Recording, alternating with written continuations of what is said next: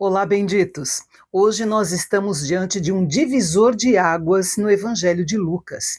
Este capítulo pulsa com o ritmo dos passos de Jesus em direção a Jerusalém e à cruz. Aqui, Lucas revela o que acontece quando o novo de Deus encontra o sempre foi assim da religiosidade humana. Vamos então para o 13º capítulo da nossa série.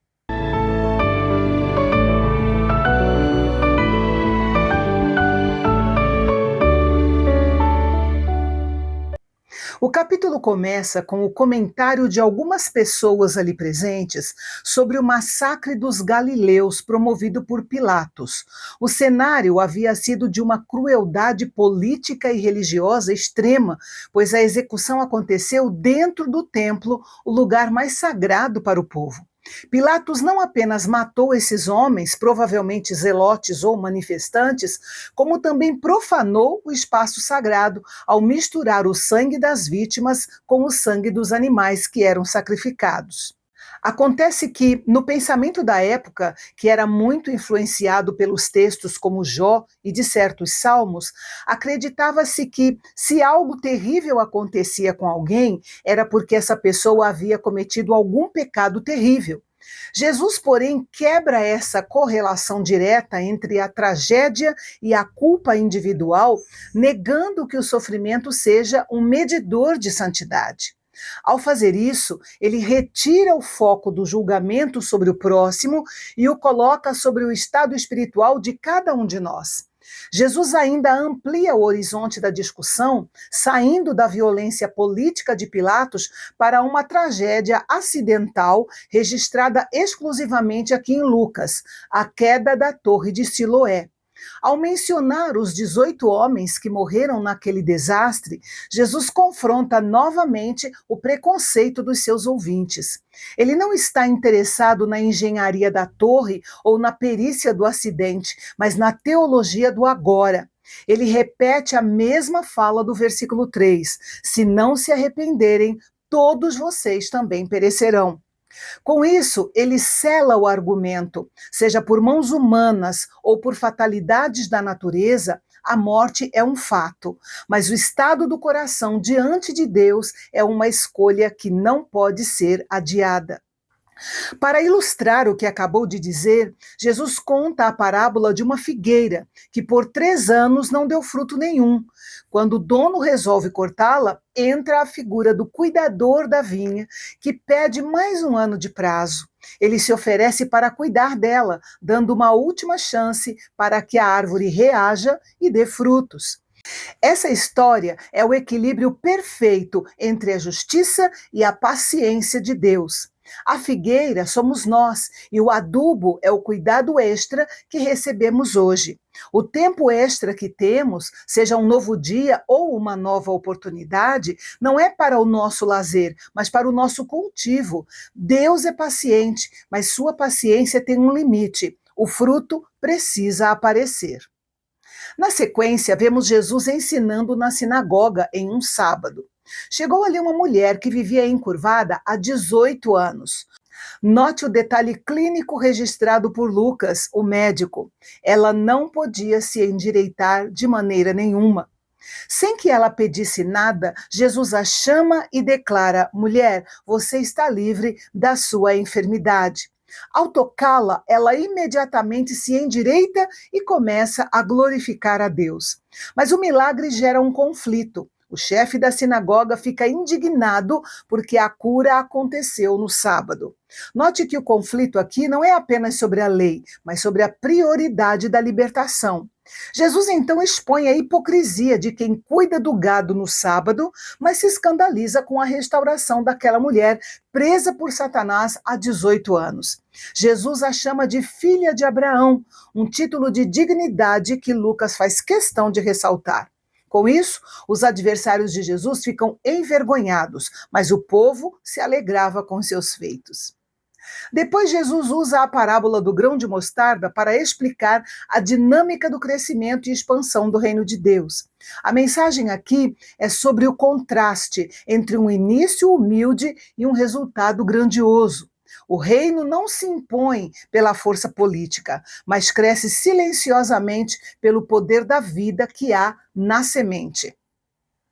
E se o grão de mostarda fala do crescimento externo, o fermento fala da transformação interna e invisível. A aplicação é profunda.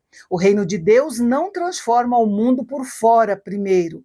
Ele começa de dentro para fora, mudando a natureza da sociedade a partir do coração do indivíduo. É uma influência silenciosa, mas totalizante. Jesus enfatiza que, embora o reino pareça pequeno diante dos impérios e das tradições religiosas, ele possui uma força interior capaz de levedar e transformar a realidade humana. Jesus continuou passando por cidades e aldeias, ensinando e caminhando para Jerusalém. Ao ser questionado se são poucos os que se salvam, ele não responde com números, mas com um convite à ação prática, dizendo: esforçai-vos por entrar pela porta estreita. O ponto central aqui é que o privilégio religioso ou a proximidade física com Jesus não garantem a entrada no reino.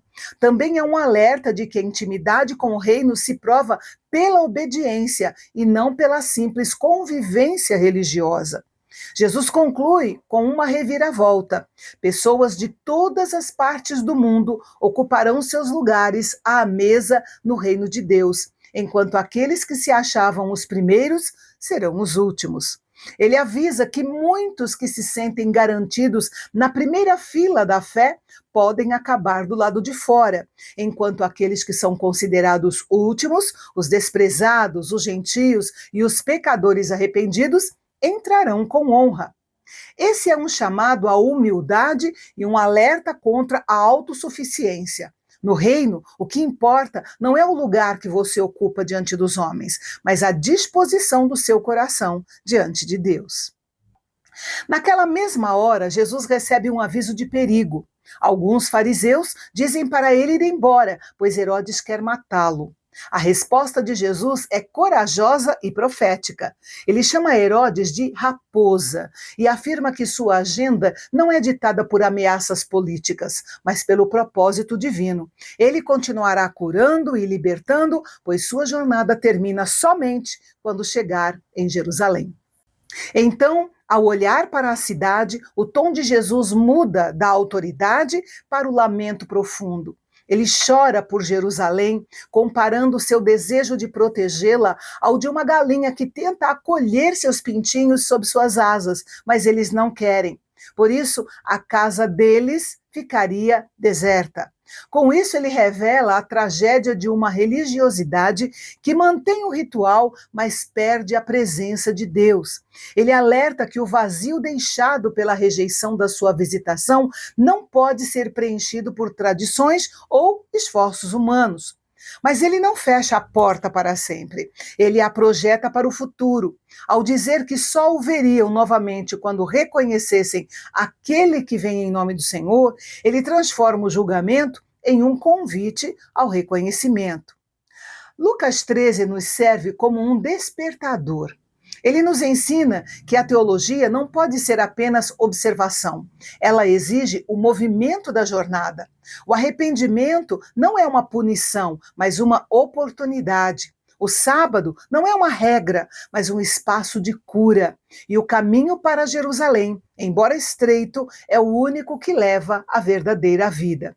Que possamos, assim como a mulher encurvada, ser libertos das nossas paralisias para caminhar com Jesus nesta reta final.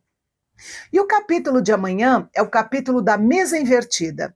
Jesus entra na casa de um líder religioso para jantar e vira as expectativas do avesso.